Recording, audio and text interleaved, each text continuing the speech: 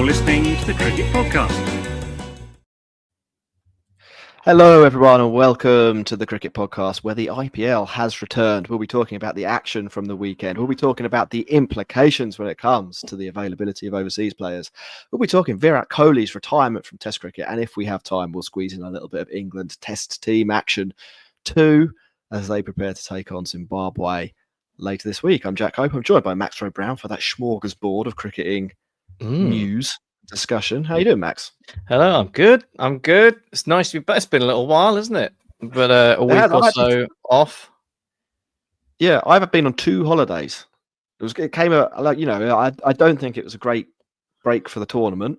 Obviously the circumstances of the break also are pretty fucking far from fantastic. But for me personally, I've been to Cork and Brighton, 2 weekend trips. Not missed too much cricket overall. So, a nice mid-season recharge. Like in the Premier League, they have a 2-week break now, then they all go to Dubai and they don't really have a break. They get forced to play exhibition oil money games. Yeah, it's like that, except I didn't have to do any exhibition games. You just got really drunk instead. Yeah, twice. Yeah. Good times.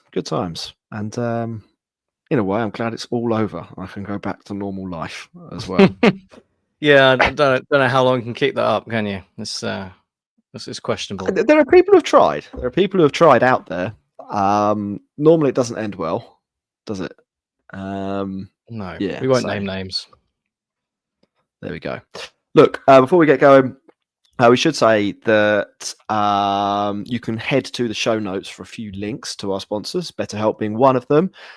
You can also sign up as a Patreon there, patreon.com/thecricketpod, for access to our Discord channel and some other bonus stuff. We were going to record something with Dad about the IPL, but then the whole cancellation of the IPL situation threw our plans off. But we will get an episode out this week, potentially focusing on some of the failing teams. I think that's what we want to do, isn't it? A deep dive into how shit Chennai are. Specialists in failure.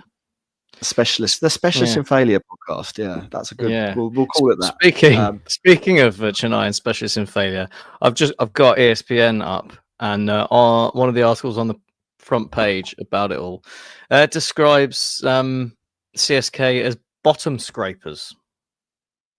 Ooh. That's a new word. That's a new way of describing teams who are at the bottom of the table. To me, I've not heard that one before. I don't think it's going to stick. Where does that come from? Like, I've never heard that before. Is that like bottom dwellers is a thing, isn't it? And then scraping the barrel. I wonder if they've got it all mixed up. Yeah, and, that's a little portmanteau that should never have happened. Yeah, you also got bottom feeders. Yeah. I think wooden spoon. It removes all rectal connotations, and. That's much safer ground, let's face it. still gets the meaning across.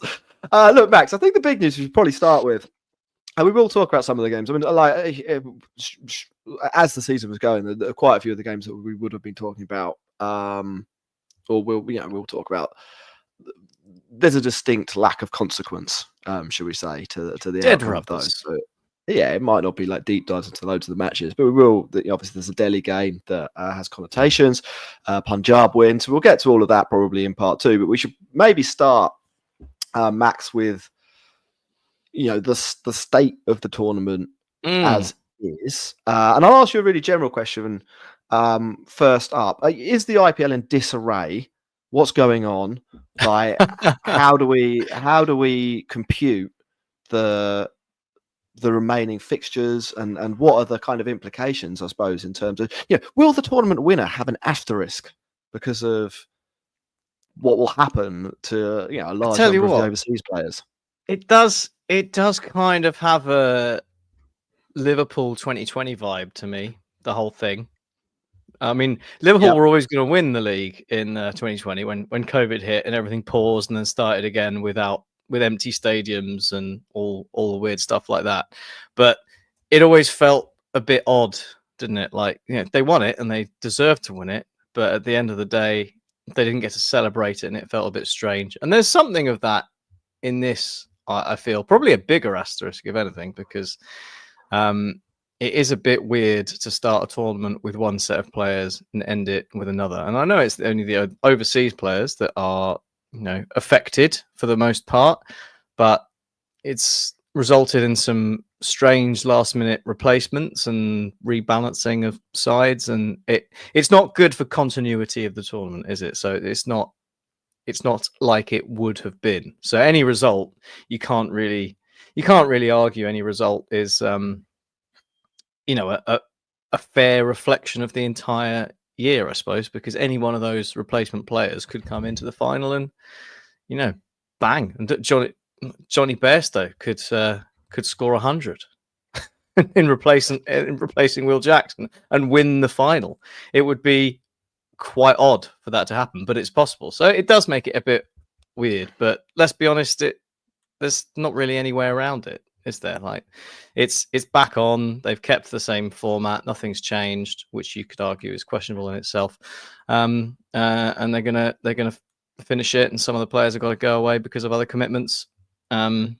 Again, that's not new, is it? That happens almost every year in the past. Like, you've had teams where you have Joss Butler up until the playoffs, and then you don't have him. And the only difference, I suppose, is that normally they make allowances for that and try and prepare for that earlier in the season, in terms, or when they're putting their squads together in the auction and all the rest of it. And this time around, it's all a bit last minute and who's available right now. But that's, I suppose, the only difference. So it feels wrong. It feels weird. But I think if you actually take a step back and think about it, it's not as weird as it looks. Does that make sense? Yeah, I think that's sort of where I've landed on this as well. So for people who like, there are, particularly among our English contingent of audience, I think there are a decent number of people who follow the IPL, but maybe not religiously, like maybe aren't like checking Twitter or whatever other social media platform to understand what's actually happening and why it's happening. To kind of summarize the chain of events, obviously the IPL was brought to a halt midway through the game, about 10 days ago on that Thursday.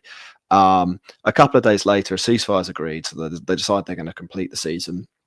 But to do this, they need to reschedule a number of the games. Obviously, playing them in certain parts of northern India is going to be an issue because of that conflict. And then also, I think we're sort of encroaching upon the monsoon season, which makes playing cricket in places like Kolkata, I understand, unpredictable at this time of year. So they've had to reschedule and do it like a new list of fixtures, etc. They have decided, they being the organisers, the teams, I don't know, the BCCI, Jay Shah. Let's just say it's Jay Shah. Jay Shah has decided he's got his pen and paper. They will complete the season using, as you were saying, exactly the same format. So that means no double headers other than on the Sundays, which has meant that they need an extra 2 weeks to complete the year. It means the season is effectively extended by another week. That runs into player clashes with the teams lining up for the Test Championship final. That's Australia and South Africa for people who have been under a rock. Not that Test cricket exists. Also England v West Indies, and another series, a white ball series there that's is going to take place. And does actually matter a bit. Yeah, and I mean, like, for people who aren't following along with the England white ball team, they're actually, and the West Indies here actually, they're battling for like the last 2 or 3 places for automatic World Cup qualification. So these games are kind of important. So it's difficult for, I think if England was still good at white ball cricket, they might just sort of look the other way and let Butler finish the year, but they're not, and he's their best player, so they can't really do that. Which means obviously like a bunch of players are gonna drop out of the playoffs. I was looking at this. I've got a little bit of sympathy, probably more sympathy than I initially had for the organisers of the tournament, because to get the playoffs in, I think even in the most optimistic scenario, you would need to have wrapped up the league stage by kind of yesterday or today, which logistically would have been an absolute nightmare. Now, could they have done it? Potentially. I think if they'd decided that the game that was called off, the Punjab Delhi game, which I believe they're going to replay on Saturday, if they decided that was called off, which I think probably that in fairness they should have done. I think so. Yeah, and then they played 2 games a day. I think starting on Thursday, they could have got to the point where we were through the league stage maybe today, and then you could have had a playoff on Wednesday, Thursday, and then a change of venue, and maybe played Saturday, Sunday this weekend to complete the season. Instead, they've gone for the full drawn out playoff process, and I think personally, I think that's a little bit of a mistake, but it kind of is what it is. I mean, like, I they'll be suppose playing the final. The thing is that ideally, you try and get it in a bit quicker so that you can minimize the impact of people having to return. But saving a week probably doesn't change it much, does it? To be honest, I mean that I think championship cut-off date is still, only a few days after the playoffs were originally going to be, the final was originally going to be. So even saving a few days probably doesn't make that much of a difference. So maybe that was why they just decided, we'll just stick with it. Maybe. I mean, like, the final as it is. So I thought the reason they were going to drag this all out was so that they could play the final on Sunday, and then it's on Tuesday, isn't it? Actually, they're going to play it on a Tuesday night. So if they're, I kind of think if you were happy to do that, play some double headers in a limited number of venues, and play the final this Monday, and you probably find. I think South Africa wanted their players released on the 26th. I reckon they'd have held off one more day. Yeah. A bunch of those players probably wouldn't have made it. A bunch of those players aren't going to make it anyway. So the reason they've done it, I think we should probably be clear, is that they don't want to let the TV companies down. Like, playing one game a day is better for them. And from a dollar's perspective, that kind of does make sense. To go back to your point, or to go back to what you were sort of saying as well, when I threw it over to you and the asterisk thing, I do think that has sporting implications, though. I do think it sort of screws up the momentum of the tournament. If we go through some of the teams, I mean, like we talked about Gujarat there. Butler is going to play to the end of the league stage, then be replaced by Kusal Mendis. That's going to really, really change how good Gujarat Titans are. That's not the best will in the world to Kusal Mendis. That is not a like-for-like replacement. You are replacing. You're replacing your Bugatti Veyron. Is that the best car in the world still? I don't know. I had Top Trump's best cars 2004, and that was the best one then. Probably. I'm guessing they've superseded it since. But people they always say Lambo. Not a car guy. They've got rid of the Lambo and they've replaced it with an Opel. That's not so good. I mean, RCB, they're going to lose Bethel, probably not the biggest deal in the world, and Geedy's going as well. Hazelwood, he hasn't even left Australia. He's got an injury. Maybe that would have happened anyway. Who knows? Maybe he's taken the opportunity to go and rehab something that he's been nursing. Makes a big difference. Punjab Kings, they're going to lose Marco Janssen. I think he's played every single game for them.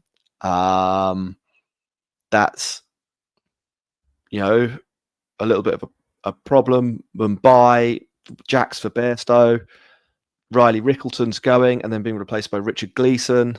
That's a wild card, isn't it? Tristan Stubbs will leave. Tristan Stubbs is going to leave Delhi. If they get there, obviously, but we don't know. Mitchell Stark's also going to go. Fraser McGurk's already been replaced by Mustafa Rahman. These are not all of these guys are A-list. I mean, like Drake Fraser McGurk's already been dropped, right? But Mitchell Stark is A-list. If Delhi somehow do make the playoffs, that's a diminished team. The Gujarat are going to be a diminished side there. So I as it turns out, for 6 of the teams, we're probably talking about something that's a little bit immaterial anyway. Like the league phase has fallen the way it has fallen, and this was only going to be a problem for the 4 teams that we knew it was going to be a problem for, with the maybe slight caveat that Delhi could have put something together, but it doesn't look like that will happen now. But we will be looking at a different Mumbai team. We will be looking at a different Gujarat team when we get to that stage. I suppose the only crumb of comfort to a degree is that everyone is affected a bit. So at least there's not one side that's going on and being like, well, look, we've got our entire side here, and and then win, and then everyone can point to that and be like, well, you're the only people who weren't affected by this. Obviously, some will be affected a little bit more than others, but that's mainly prior to the league stage ending, at which point, there's only really a couple of sides that are affected by qualification ramifications. So that's one I suppose silver lining to the whole affair is that no one's unduly affected more than others. But you're right. It's just it's a different sporting competition at this point to a degree, but it is what it is. It is what it is. Yeah, it is back. They're the circumstances. Final will be on the 3rd of June. I think we said that, but for anyone who didn't know, and it would be vintage RCB to be in a prime position to win this tournament and then be banjaxed by something completely out of their control. I quite like. I will say this from a personal point of view. I also quite like that the finals on a Tuesday. I like the final being on Sunday, but I think I'm probably going to be playing cricket on that Sunday. And so I'm almost every year not around on that Sunday. So we can. It'll be nice. Silver lining. See, it's not all bad. Finish work a little bit easier, a little bit earlier. Feet up. Get yourself probably a bit of non-alcoholic beverage for myself. On a Tuesday. Yeah, Beamish Zero. Feeling some IPL. Beamish Zero. Yeah. Right, Max, look, I think we've done the update on the IPL. Well, should we take a break and we'll come back? Yeah. There are a handful of games to talk about. We'll try and blast through them all in 20-25 minutes, and then we'll get on to Kohli and some Test cricket. Cool. You're listening to the Cricket Podcast.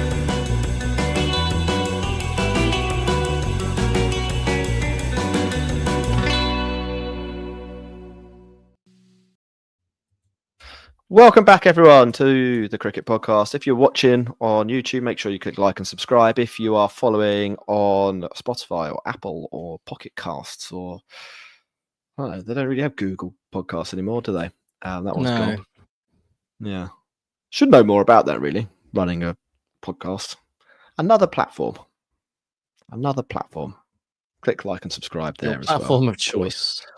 Your platform of choice. Max, why don't I go through the results from the 3 games that we've had rather than doing match summaries for all of them? And then we will maybe pick and choose the ones that we want to get involved with. So starting with Punjab v Rajasthan, the Punjab Kings, they batted first. They got 220 on the board. Not bad. Nihal Wadera, he had a little slump in the middle of the season, and now he's back. Shashank Singh, maybe you could say the same for him. A little slump, and now he's back. A couple of quick 50s there.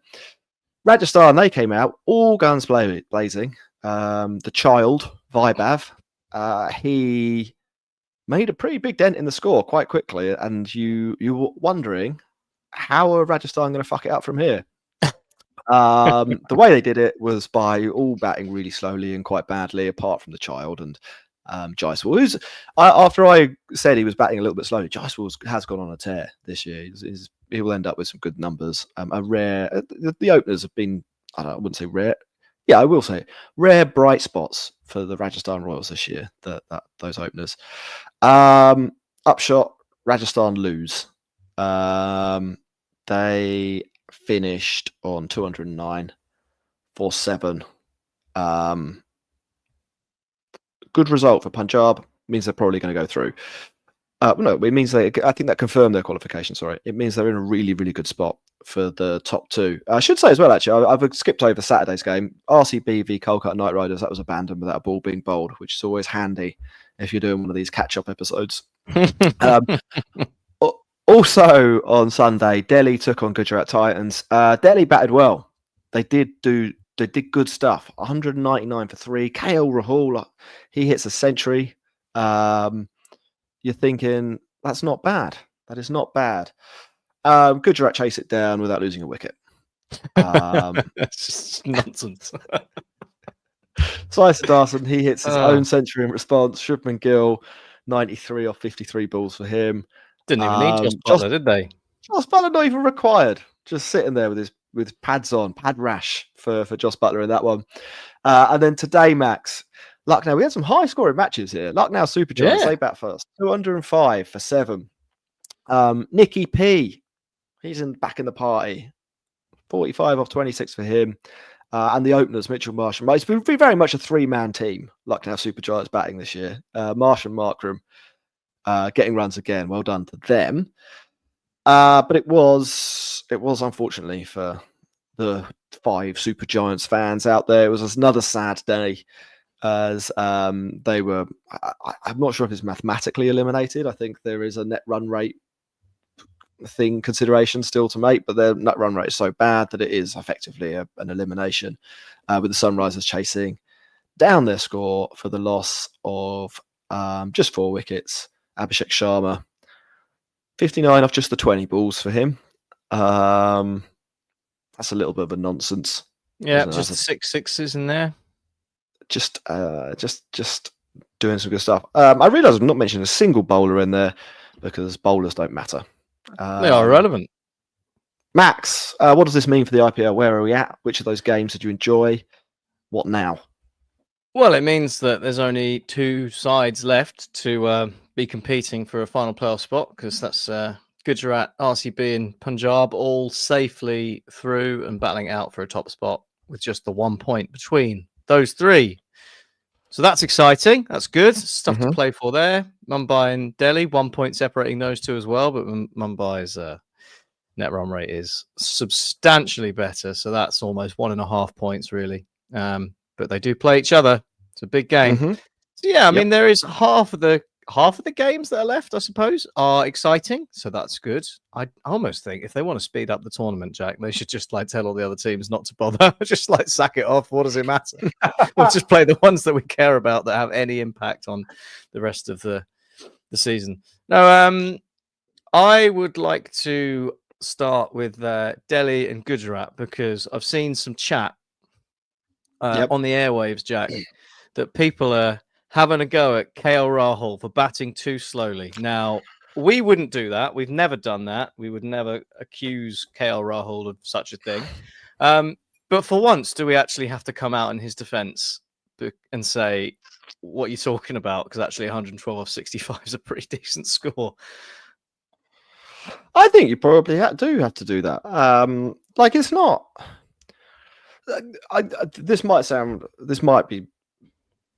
people might criticize this. I think centuries in T20 cricket are a little bit overrated. They're a good thing. You've definitely done your job if you get a century, don't get me wrong here, but I don't think it's like the slam dunk guarantee of victory that it could be. What it does mean is that you're really taking a lot of the responsibility for the team achieving a good score on your own shoulders, because everyone else really, they just have to contribute 110 runs. And you take extras out of that. There were 6 extras in this case. The rest of the team, they've got 55 balls, I think, to score. About 100? Yeah, maybe a bit less, with 9 wickets, maybe even 90. To be honest, it wouldn't actually in this case. They wouldn't need 100. And I think you realistically, if you are the opening batter and you've done that, you've more than done your job. You have to just hope that the rest of the team do something. And similarly, the bowlers have got to turn up and take a wicket. I'm not being funny. 1 wicket makes this a completely different game, doesn't it? you can point the finger at KL Hall and say, look, that 100, it would have been better, and this is true. It would have been better if he scored that 112 or 40 balls. Like things, things can always be better. Things can always be better, but you have to acknowledge as well that 112 or 65 is more than doing his job. He's put you in a position where you're guaranteed to get a good score. If anyone else does something, which they really don't, then you're going to get an amazing score. And if your bowlers are at all decent, then you should have enough runs to win the game. And that was true, and they weren't. I think Delhi, the bowling attack that they've sort of wheeled out for this game isn't good. Obviously, with Stark gone, they've shuffled around what they're doing at the top of the order. Akshay Patel, he takes the new ball, bowls the first over. I don't mind Akshay as a bowler, but I don't know if he's... Be interested to get this up. Maybe I'll get this up in a second. I don't see Akshay Patel as a serious wicket threat in the power play. A bit like Ashwin. Like people are like, oh yeah, Ashwin can bowl in the power play. It's like technically he can, but he averages 65. And in a phase of the game where wickets are the most important, a guy who averages 65, even if his economy is like 7 or something like that, it's not doing what you really need to achieve as a bowling side. Natarajan, I don't really see him as a power play bowler either. He takes a second over, and the Fizz, we kind of know his strengths, and I don't think they're the power play either. So actually, I mean, like, we were talking about changes to teams, etc. Stark not being available for Delhi. Maybe this is one of the games where player availability has really had a massive impact.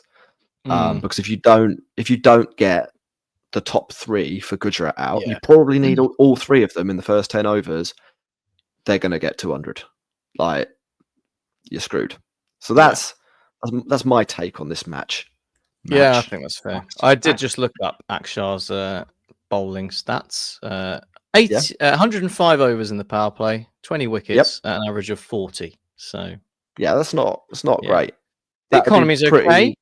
Like the economy is I'm not all right, but yeah, like you say, bowling 2 overs and going for 14 in the power play is probably not ideal, is it? Especially when it's like you say, Shubman Gill and Sai Siddharthan that you're trying to get out. And yeah, Mitchell Stark is a big wicket threat. So that probably was a loss. But I think, I mean, you said KL Rahul's 112 would have been better if it were a 40 overs. Can always be better. It can always be better. And that is why Gujarat won, because they had 2 guys who were a bit better. Like, that is allowed to happen. You can be good at your job, and there's always going to be someone else who could do that job better. And you just have to accept that at times and be happy with doing a good job and accept that sometimes someone else might do a better job, and it'll happen. Deal with it. That's life. This happened. There was a game I did. I was doing something for Cricket 8 last year, and there were back-to-back centuries, or there was century in either innings. I think it was Virat Kohli's last century in the IPL. I mean, he might hit another one, but like if you measure time by Kohli IPL centuries, that was the game. Kohli got a ton in the first innings. RCB got a decent, not that amazing score, and then Butler sort of went Butler mode, and you saw, like what you're describing there, you saw a good innings followed by a great innings, and I think that's what we're talking about. Someone in the chat is saying there's no positive or negative impact on the knock, and I'll explain why I don't think that's true. Like, scoring at a strike rate of 172 at one end without any wickets going down is definitely a positive. Now, it doesn't guarantee you win the match like that, and that is worth bearing in mind. And this is why I think centuries are a little bit overrated. Like, if you take 5 wickets, which in Test cricket, I guess, is the kind of equal to century, it isn't the same for T20 cricket, but like if you take 5 wickets as a bowler, that is much more of a guarantee, I would say, that your team is going to win the match, because at some point in that innings there's almost certainly been some sort of catastrophic collapse that's really limited runs. Like maybe if you're the bowler who bowls the last over of the first innings, there's a scenario where the other team have already got 230 and some sort of weird stuff happens. But like 5 wickets, that's like a big time. I reckon if you look at the instances of there being a 5-wicket haul in T20 cricket, probably upwards of 80% of them are won by the team with the guy who took all those wickets. I did this for the for centuries in the IPL, and it's important. It's a big factor in winning the game, but it doesn't mean that you definitely win. And I think I bet it's a big. I there are bet it's a two- bigger factor in chasing as well. Just because probably, yeah, you know how quickly you need yeah. to go. Yeah, probably that. I mean, I wouldn't be surprised if in chasing it's massively more suggestive that the team's going to win the game. But like, 112 65, it's not a bad inning. You've prevented wickets at one end the entire innings, 65 balls, and you scored at a rate that gets your team to a really competitive score. It's a team game. You need someone else to do something. Look at Faf du Plessis, 5 off 10 balls. That's a shocker. Abhishek Karel. It's not a bad innings. 30 off 19 is definitely not a bad innings, but it's not taking the game away. Even Akshar Patel, 25 off 16. Again, like, when does he come in? He comes in 106 for 2 with 8 overs to go. I don't think you need a bit more. I don't know. Yeah, you need a bit more. Yeah, I'd say Stubbs has probably done the job. You need a few more 200 strike rates, and then you probably win this match. But if you are going to point the finger at someone, point it at Faf du Plessis. Don't point it at King Legend here. Like, King Legend has probably had it. It won't be a huge net positive if you're thinking about it in those terms. I reckon it might be like added 5 runs to the expected score or something like that. But you have to remember how many of those runs from the expected score are his runs in the first place. Yeah, right? but it's definitely a positive. So yeah, I mean, I don't know. KL Rahul will never win because, he draws attention to himself in these kinds of innings because of other things that he has done. Like, this isn't specifically one of those cases. Yeah, but he has. Yeah, exactly. He's on record as saying strike rate doesn't matter. So every time his team lose and he has scored big runs but not at a preposterous strike rate, people will say you've screwed us over, and that isn't, I don't think, true always. So I'm going to stick up for KL here. They've still got a chance. We're a changed podcast here. We're a changed. They can still go through. Punjab, Max. There was a good game today. Lucknow v Sunrisers. Well done, Puran. Yeah, I've got no energy to talk about it. Yeah. Bottom scrapers. Yeah, bottom scrapers. But Punjab v Rajasthan. Max, can we even call them the comedy kings at this point? They're just good. They're just good. Yeah, the good kings. Good King Punjab. It came to the crunch a week or so ago, and we were like, will they be able to do it? They've reeled off 3 wins at a crucial time in the season. And it's Ross's man as well, Harpreet Brar. He was calling for the inclusion of Harpreet Brar. He was questioning the selection policy when they were wobbling in the middle, and he came up trumps with 3 for 22 while everyone else was being carted around the park. So good on Harpreet Brar. But yeah, I mean, it's a little bit of a same old story for Rajasthan, that, wasn't it? Like you said, like Jaiswal and Suryavanshi went ballistic at the top. You can't say they're as good as won the game because you're chasing 220, and that's tough going. But they'd got Rajasthan ahead of the game very early on, and the rest of the side let them down. And it's just what happens with Rajasthan. They don't bat deep enough. They need someone to go all the way through, pretty much. And if they don't, they probably won't win. Nice to see Sanju Samson back, at least. Tough gig for him to come straight back into it and expect him to fire straight away in a game like that. But yeah, he had at least a chance to set a platform. Rian Parag had a chance to spend a bit of time getting used to things. But hey, this is why Rajasthan aren't challenging for the playoffs, because their team isn't very good. And also, losing Jofra Archer doesn't help with the bowling either. I think the only good things you can say about Rajasthan are that if they get rid of Jarrell and Hetmeyer, they've got quite a lot of money to find players to replace them. Yeah. And they should be fishing in a relatively small pond because I don't know how many of the other teams will have like big buck players that they can cut. Now, Jarrell, I wouldn't be surprised if they kept him because he's Indian, and he isn't like he hasn't actually had a horror a season. He's like perfectly average. Yeah, he did pretty well in this game, but he's also not worth the money they're spending. I mean, like he's a classic case of you could probably sell him or chuck hm back in the auction pool and buy him back for a 5 crore reduction in price. Now he might not love you for doing that. So there is that element to take into consideration here, but it would be probably a fairly smart thing to do. And you'll definitely be able to upgrade, I think, on Shimron Hetmeyer, or again buy Shimron Hetmeyer back for probably about 3 crore, which is, I reckon, much closer to the value. I think the depth of overseas talent that could do a similar or better job to Shimron Hetmeyer is quite considerable, I think, at this point. Yeah, there's a lot of people coming through that can probably do a similar job. Even though Shimron Hetmeyer has days, right, where he'll go and score 40 off 10, but they're rare. They're too rare, and they're becoming rarer. Yeah, and when you have a side where your batting literally ends at 6, like I'm not having Shubham Dubey as an option as a number 7. I just don't think he's good enough. You probably need someone who's a little bit more reliable than Shimron Hetmeyer 6. You don't have the luxury of someone who may totally come off or fall in a heap. And when he falls in a heap, he does tend to do it quite slowly as well. Jarrell this year. Yeah. Maybe Jarrell's a bit more marginal here. Jarrell this year has 302 runs in 12 innings, averaging 30, strike rate of 115. That's not world class, but it's not awful.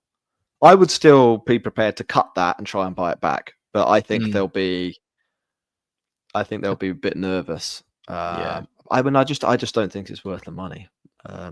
He's young. There's a side or two knocking around who could probably use another domestic wicketkeeper as well, isn't there? I think maybe they could do some sort of trade. Sniffing around. Maybe they could do some sort of trade. They could get rid of him and see if they could get Rinku. I want to see more trades. Just like complete tangent. More trades in the IPL would make it better.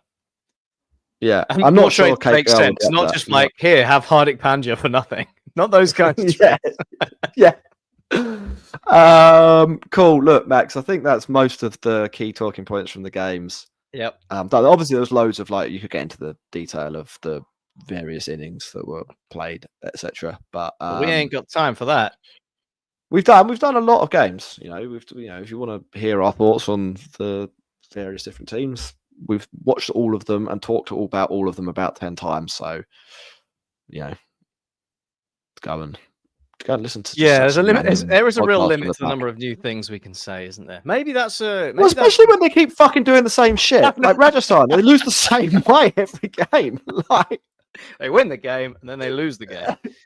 No, maybe that makes the whole revamp of the IPL with new players a good thing. It gives teams new weaknesses and new problems for us to talk about, new strengths, a little bit of extra life. Yeah. Possibly. You don't no, look, Max. We'll finish off the IPL section. We've got 2 games coming up. Chennai v Rajasthan tomorrow. Have you got any on a scale of 1 to 10? How interesting is that match? It's actually close to. I think we're going 9.5, right? Because this is as billed. Battle of the bottom scrapers. If Chennai win this one, they don't finish bottom, and that would be well. Yeah, Rajasthan have only got a game left. Yeah. So CSK have got 2. So CSK win that, they are officially not bottom of the table, and Rajasthan are officially bottom of the table, and that would be a real fillip for the boys in yellow. The way they've been playing cricket this year. So go on, the yellow boys. No, couldn't give less of a shit about this game. And then Wednesday, this is the big one, really. Mumbai Indians v Delhi Capitals. Max, which of these 2 teams, these historic franchises, is going to do it? I mean, I can't look past Mumbai, right? Like Delhi have lost, like you said, Delhi have lost Mitchell Stark, who can be expensive, but he takes wickets. And Mumbai have not yet lost much, have they? Will Jacks is still around until the end of the playoffs, as is Ryan Rickleton. So they actually haven't lost anyone yet at this point. So yeah, I would say the ball is very much in the Mumbai Indians' court, and they are just a better side as well, back to front. So I'd be surprised if Delhi do anything, but we will see. Apparently, the BCCI are thinking about punishing Mitchell Stark. I feel like he's not the man to punish, really. Like, the guy he's opted out of the IPL multiple occasions. I don't think he's really that bothered. Now's not the time.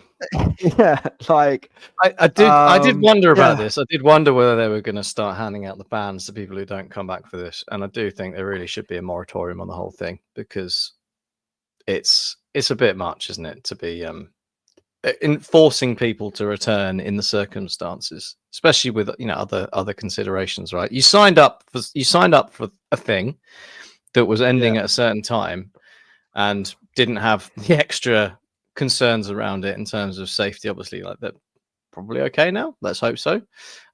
So to then start throwing around punishments on people for changing their decisions based on new information, probably not fair, I would say, but what do I know? Yeah, no, I mean, I agree. I think it is. It's churlish to ban what it players. is. I think it would be preposterous. It would undermine the tournament for the next year as well. Yeah, it's cutting off your nose to wants spite to your play in face, the isn't it? IPL. Yeah. If Mitchell Stark wants to play in the IPL, you should let Mitchell Stark play in the IPL. Like, that's the situation you really should be in if you're trying to run a good cricket tournament. I'm surprised we haven't seen more unspecified injuries, actually. Well, I think it's Stark's case. He's literally just said, "I'm not coming back."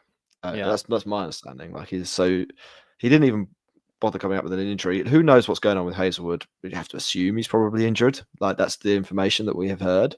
But we don't know that. Like, nobody really knows that, do they? Which apparently they're going to take to fall back on that. And I think with Mitchell Stark as well, he's done that in full knowledge that it'll cost him £300,000 or $4,500, basically. $450,000. I think that's right. Because he will forfeit some of his fee. I actually don't agree with that as well, to be honest. Like, I think if you played almost the pay entire someone season. if you sign someone to play some cricket and you've told them the dates and then you change the dates and they decide they're not available, that I feel is at least partly on you. That's a risk. I'm not an expert. I know it's not your fault, but I know it's not the fault of the IPL that this has happened. But I do think you have to look at, like, who should be culpable for holding the risk of the tournament being suspended. And I don't feel like Mitchell Stark is the person that should be holding that risk. But that's the person who's for. Well, yeah. I mean, like, Mitchell Stark isn't a billionaire. He's a rich man, but he's not a billionaire, and he's not. Yeah. Anyway, look, let's not get him. We don't need to go off down that tangent, really. But pay Mitchell Stark. That's what I demand. Satisfaction. We need to start a petition, a change.org petition. We'll get a Just Giving page set up. Pay Mitch. Hashtag pay Mitch. That's what the world wants. Get Mitchell Stark his $450,000 or else. Look, Max, we're going to take a break on that note. Mitchell Stark, if we get you your money, this is a direct please. Yeah, can we have a 10% finder's fee? Yeah. We'll be back in a second. You're listening to the Cricket Podcast.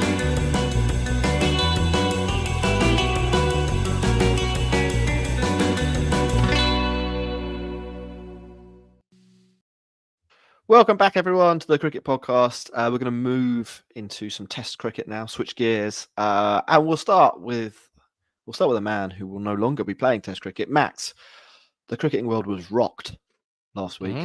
Arguably, we should have done a special podcast for this, but also arguably, I had a hangover. So, you win some, you lose some.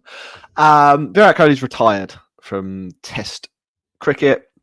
I'm going to ask you to give a eulogy now, including on his stats, key achievements, your favourite innings of Kohli. I want you to rank where he stands in the list of greatest Test match batters of all time. And I want you to speculate on what his next career move will be, and where he might choose to set up his post-cricketing life, which country he might live in, what his next endeavours might be, where he should invest his money, etc. Virat Kohli, he played 123 Test matches for India. He scored 9,230 runs, an average of 46.85. 30 hundreds. It's a pretty impressive record, and it does certainly cement him up there with some of the best batters of all time for India.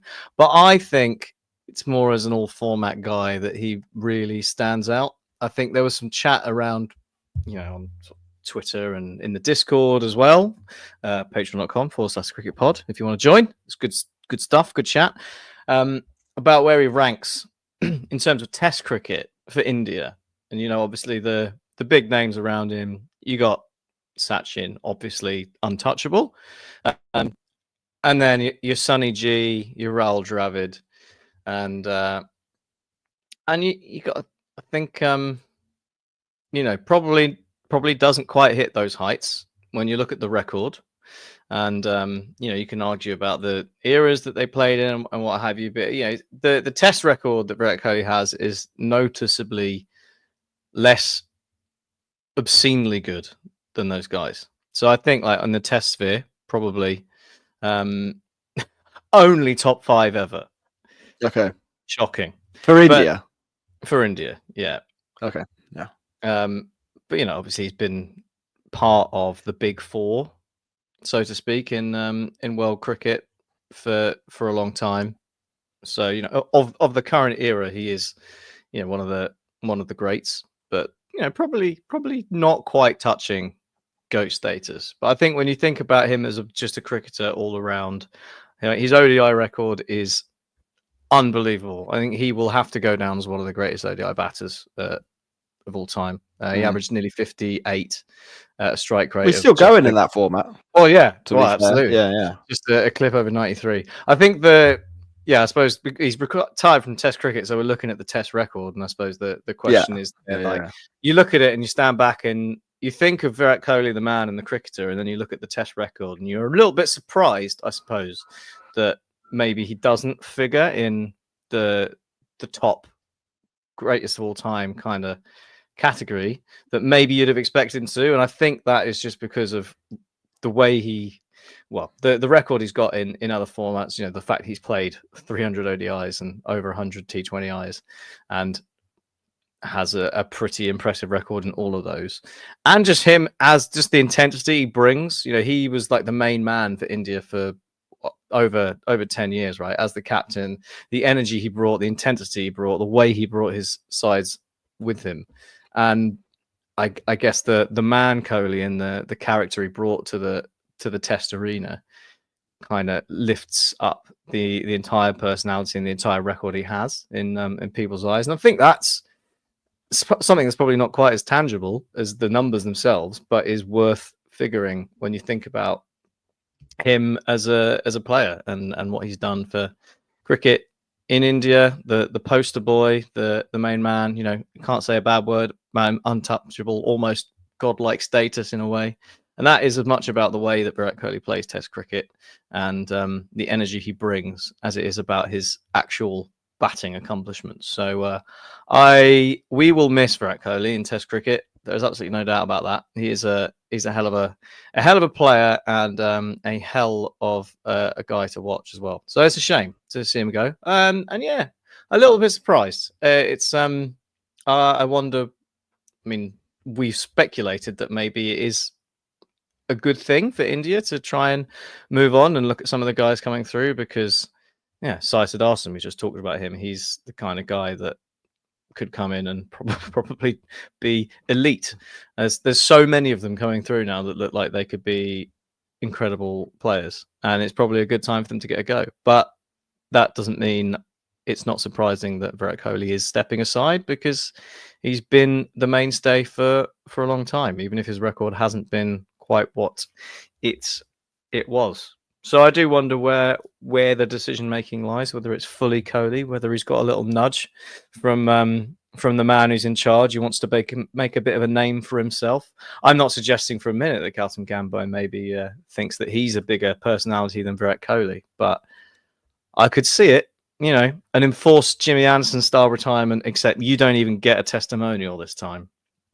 And I think that's a shame for me that Virat Kohli doesn't get to trot out one last time or for one last series. You know, it'd be Virat Kohli in England, for example, for one last hurrah. It would be a nice spectacle, especially for, you know, people like us who are probably going to go to some of the games and get to see Virat Kohli one last time. So it's a shame. I will mourn his retirement, but in terms of cricket for India, possibly not the end of the world for the side, but it is the end of an era, as much as you could ever say the end of an era, I think. I think it's massively the end of an era. I mean, I think you said a lot of good things. I mean, I think if you want to rank best players, Kohli probably doesn't feature in India's top 3. I think you know, Tendulkar, clearly. Gavaskar, I think, again, clearly.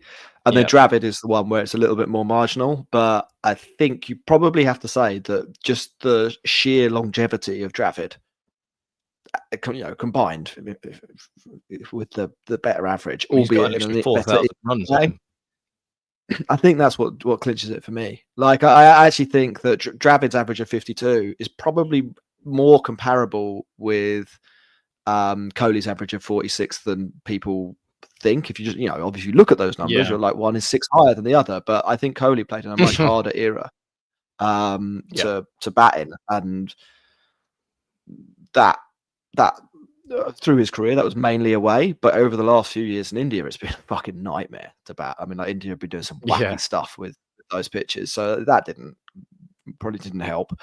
I think he easily gets to 10,000 runs if the last 3 or 4 years in India have been slightly better in terms of conditions. But I think, I think Dravid has a case just because of the extra 40 tests, 3,500 runs, 6 centuries, and the fact that I think their away averages, I think that Dravid averages 50 something away from home and Kohli doesn't. Like, Dravid did it all around the world. Kohli did it all around the world as well, but maybe not with the consistency of Dravid. So I'd put Kohli in probably number 4 on the India all-time greats. In terms of his contemporary situation, like, this is the real end of era stuff. I mean, he is the first of the big 4, isn't he? Fab 4 to go, and it probably won't be long before. I mean, Smith has got an Ashes series coming up at the end of the year. That's a realistic endpoint, I think. It's, you know, will we see Steve Smith in England in what, 2 years' time? Seems like a bit of a stretch to me. Maybe, you never know. Probably not long for the world. Williamson, I think it might be fair to say that his career is winding down to some extent as well. Root, I expect, will carry on for a bit longer because he's playing at probably a slightly higher level right now. But that's a guy in his England would be absolutely stuffed without him. That's true. I mean, like, Root probably benefits right now actually from the current iteration of, I don't know what we're on, but Bazball Mark 7 or something like that. Root's got some nice home conditions to score runs in a way that Kohli doesn't, and even Smith might not at the moment. So look, it's good that's winding down. I think if you look at them all side by side, I think the decline of Kohli over the last few years probably puts him in maybe third or fourth place among his contemporary greats. Maybe not fourth. It's close with him and Williamson. I think Smith is clearly had the best peak, and whatever. And I think Root, for the same reasons as Dravid, really will have that longevity feather in the cap. Yeah. That gets him into second place. Root But definitely feels like the guy who's going to kick on the longest. I mean, he is also, he's got a couple of years on Kohli as well. Yeah, but like a fantastic player, and it's a shame. I mean, if you're thinking about that series coming up in England, Rohit and Virat not being there, just as personalities, really diminishes the at least from a marketing point of view, diminishes that series. Like, there is what are the big storylines when you remove Kohli and Virat from that India team from a batting point of view, and they are slightly more meager. I mean, Rishabh Pant, he's a player who could go down as a top 5 India batter probably. He's the next one, isn't he? And I suppose, to go to your point, maybe this is the other thing that happens when this sort of thing happens, is that we do get the next chapter, and that will be exciting. Like, there will be some really interesting players, and someone else will have to write the story of Indian cricket. And I think, to go back to the kind of point I was making at the beginning, right, Virat might not go down as the best Indian batter. He might go down as the greatest Indian cricketer of his era. I mean, it's difficult for him to, I think, at this point, overhaul Sachin. But if you look at Virat's achievements, quite a few people struggle with that. they are incredible. India, he as captain took India to a place they've not really been before. He played the game with remarkable intensity, left a mark on a shit ton of matches. Had a personality that was able to drive. I mean, probably along with Ravi Shastri as well, was able to drive an India team from one which had always shown potential to one which dominated. Maybe not dominated, but was really, really highly competitive in Test cricket. Probably the best team in the world for a period of time. And that is a great thing to have done. I'd compare him in a way, and I think he's definitely the level below this, right? But I always say that Shane Warne isn't the best cricketer of all time, but he is the greatest. And there is an element of that with Virat as well. It's about the legacy. The best. The legacy is he might not be the best of the Fab Four. Yeah, but he could be the greatest of the Fab Four, if that makes sense. I think that's what I'd end on for Virat. Yep. No, I agree with. Cool. I agree with that. Right, Max, you got 3 minutes to tell us about any England news. Oh, well, England are playing Zimbabwe in a test match soon, a 4-day test match. It starts, when does it start? It's in a week or so, isn't it? Thursday. Yeah. It starts on Thursday. Thursday, indeed, yeah. First test match of the series, of the year, rather. Long time since Zimbabwe have been in town, so it should be good fun. A lot of new faces for the England side to get into. A whole new bowling attack, apart from Shabashir, still there, still knocking around. And sad news of Jordan Cox's injury and him being replaced by James Roux. But it's nice to get Test cricket back in town. It should be a good watch. Hopefully, we'll see a competitive Zimbabwe side. It'll be tough for them, but Ben Curran is now going to be the main Curran in international Test cricket, so he can get one over on his brothers from that point of view. But the big news, really, isn't it, Jack? All of this preamble, whatever. England are playing Zimbabwe. It's Test cricket, good stuff. The main news is that Ben Stokes is back. He wants to play a full part, and in order to get himself ready, he gave up alcohol in January. Now that was a big move. That's big. That's big move from Ben Stokes. Would you I was going to say the big news. Would you give up alcohol to get back fit for an England Test match? I think I would give up alcohol to be, if someone said, if you don't drink from January to May, you can play Test cricket for England. We'll give you a game against Zimbabwe. I'd do that. Yeah, Like, I think so. if that's what you're asking, yeah, I think I would do that. I thought you were going to say the big news is that we get to see Blessing Muzarabadi. I think this is the exciting. I That think was this is the the other. actually That exciting was thing. the other big news. Yeah. Like Aside from being slightly glib about Ben Stokes and British drinking culture. English England, I say for this match. This isn't really about England. I think this is about Zimbabwe and some of their players getting a proper opportunity, away in England to On the big stage. play a big boy team. Muzarabadi, I pick him out because he's got a pretty incredible record. Played 12 tests, 51 wickets, averaging 21.8, which is comparable with anyone great. The problem, I suppose, a fair problem, is that he's got all of these wickets really against Afghanistan, Bangladesh, and Ireland. He's got a few against Pakistan as well. I think that's what I want to see are some of these guys who we've not really seen before. How good are they? Actually? Yeah, how good are they? Like, what is this Zimbabwe team like? Like, we honestly don't really know that. So that's what I'm excited about, Max. Maybe we'll probably do a proper show on this test. Maybe we'll do one on Wednesday after that IPL game. But as an early preview, this is Zimbabwe's test more than it is England. I think. Yeah, I completely agree. You can sort of tell from the lack, I suppose, of huge coverage in England, as you'd expect, right? Like the big tests and the big cricket for England coming up this year is not a one-off test against Zimbabwe, but Zimbabwe, this is absolutely huge. Right, games against England don't roll around very often, so this is a fantastic opportunity. It is always fun to see sides in Test cricket that you don't get to see very often. You learn a lot of new stuff, and there's always a surprise or two to be had. I think England have always got a little wobble in them in games like this. I can remember when they played Ireland. It would have been like 2019 or so, I think. When they was it 21 wickets fell in day one at Lords? I think we were there. Yeah, it was. Who was that Middlesex bowler? Yeah, Tim Murtagh. Got on his name. Tim Murtagh.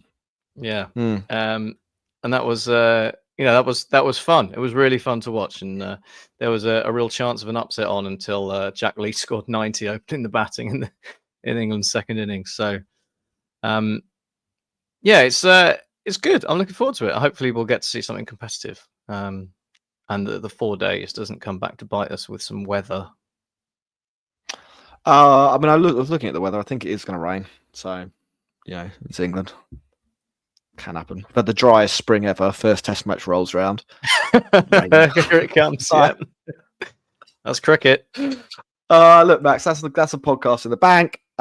We will be back. I think we should try and do Wednesday if we can. We need to find Ross. Where's Ross gone? He's totally AWOL. He's been locked in his room doing wedding admin, I think, for the past 4 months. I saw him on Cork. He got on the plane. Yeah. We got him home. We did. Now he's gone. If anyone's seen Ross, let us know. At the Cricket Pod on social media, I guess. Goodbye.